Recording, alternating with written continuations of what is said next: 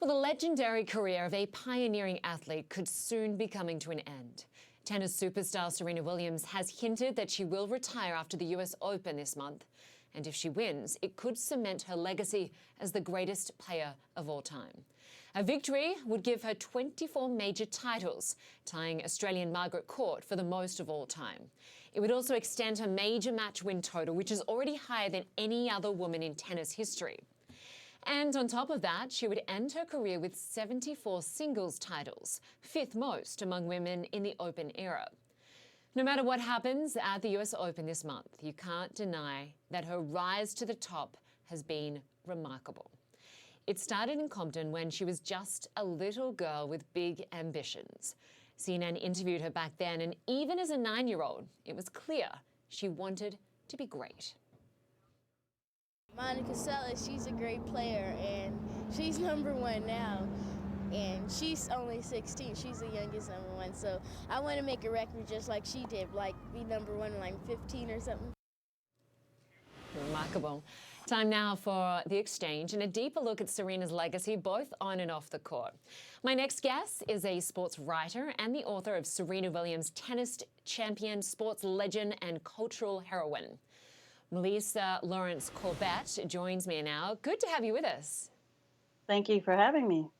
So it was interesting listening to Serena this week. She said these moments are clearly fleeting, and they really are in such a stellar career. Tonight she's back on the court as she eyes retirement, a term she doesn't even like to mention, but she wants to end on her terms. What can we expect tonight? Well, this is a tougher opponent than she had the previous match. Even though Kinkade was #2, she hasn't been playing as well as Aja, who doesn't have a higher ranking because Wimbledon did not give out points because of the whole dispute about the Russian players. So I think this is going to be a tougher opponent. It just depends on how the player comes out, how she feels, if she's settled mentally. And of course, you're a tennis columnist for the Bleacher Report and Sports Illustrated, but you also wrote a book about the legend who is Serena Williams. When you were researching and writing that book, what surprised you most? Because Serena Williams is a woman that has, her success has transcended sport, and she's broken records time and time again. I think what surprised me most in my research was that how little people know about the origin story. I think their father, who was a great promoter, did a great job of capitalizing on the rags to riches story, when in fact they weren't impoverished, and she spent most of her life in Florida, still lives in Florida. But they were homeschooled quite a bit. They had a very close-knit family, but just how controlled the family was, how close-knit. I don't think people realize how much planning was involved. And Richard didn't just say, "I want my daughters to be famous." He actually wrote a 75-page business plan about how he would raise champions and created a blueprint that's been replicated by Naomi Osaka's father, Leila Fernandez's father. So there was a lot of planning going into them becoming champions. Yeah, there certainly was. I want to ask you a bit more about that in a moment. But in terms of Serena and her sister Venus, they played last night. Quite fitting that they're back together again. And despite not winning, she got to team up with Venus for one more tournament because both of them are absolute legends. They are. I mean, Venus' career has been just dwarfed by Serena's. But if Serena were to retire, Venus would be the active player with the most Grand Slams right now. She's also #2 in most prize money won all time. It's just, Serena was in the way along the way. So she's a legend herself. And talk to us a little bit more about how their parents helped shape who they became, especially their dad, and how they developed the success of this dynamic duo. I think one of the best things their parents did was not allow them to believe the hype. Even when they were here in Central Florida, when they first moved here and companies would send them free shoes, Richard always reminded them, these people don't care about you. They're just sending you this stuff to get a piece of you. And I think they kind of always had that us against the world thing. And so they didn't lose their way like so many athletes do, believing the hype. They they kept their focus on the work. We got to do the work. We have to go out and win, and we have to keep winning.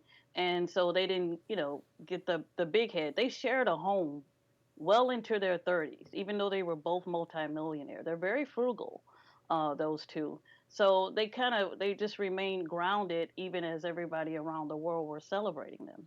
And it probably helped that the fact that both of them were successful in their own right, that they had someone within their very close-knit family to discuss everything that was going on as they rose through the ranks to become such incredible champions.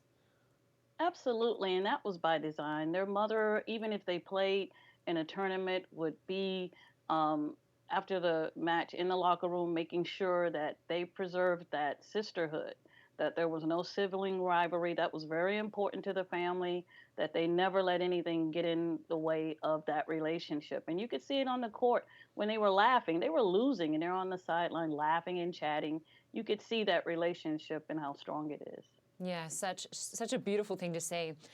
It was interesting earlier last month, Serena wrote an essay in Vogue announcing her plans to retire, or as she liked to refer to it, transition, because she wants to grow her family.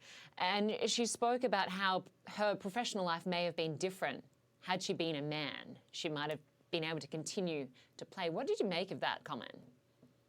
Well, she's absolutely right. People forget that when she announced that she was pregnant, she had just won the Australian Open. She was #1 and might have won 2 or 3 more tournaments that year, because she was averaging 1 to 2 tournaments Grand Slam titles per year. So she left ranked #1 with a title. Federer has 4 kids. He's not have to come off the court because he was having a baby.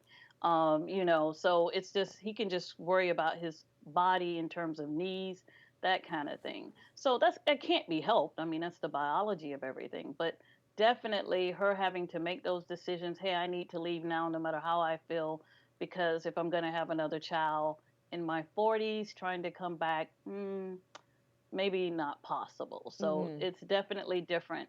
But she's also changed how many women are willing to play after pregnancy, because Steffi Graf didn't have her family until after she retired. But this week, Angelique Kerber, who has 3 titles, announced she's pregnant. She didn't say she was retiring. I'm just pregnant. I'll be back. And we didn't used to hear that.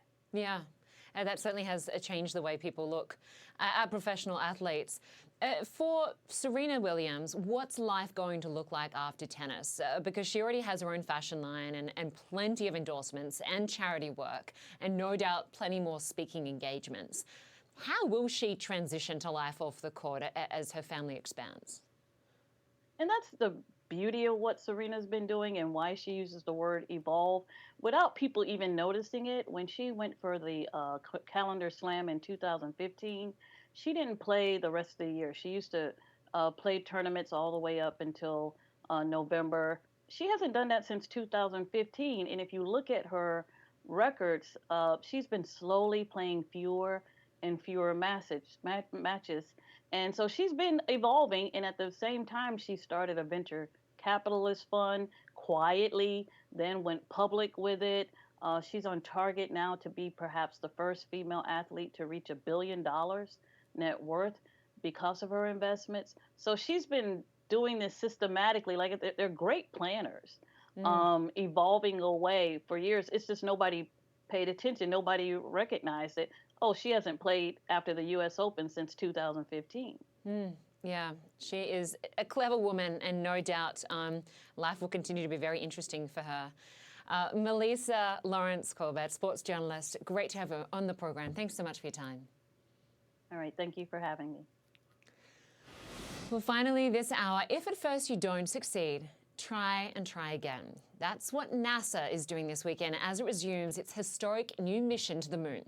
The Artemis 1 rocket is now due to blast off on Saturday. Monday's launch was scrubbed due to a variety of technical issues. NASA says those problems have now been addressed. The unmanned spacecraft is seen as an early scouting mission to the moon ahead of eventual manned missions. Well, thanks so much for watching One World. I'm Lynda Kinkade. I will see you back here on Monday. Inside Africa is up next. You're watching CNN. Enjoy your weekend.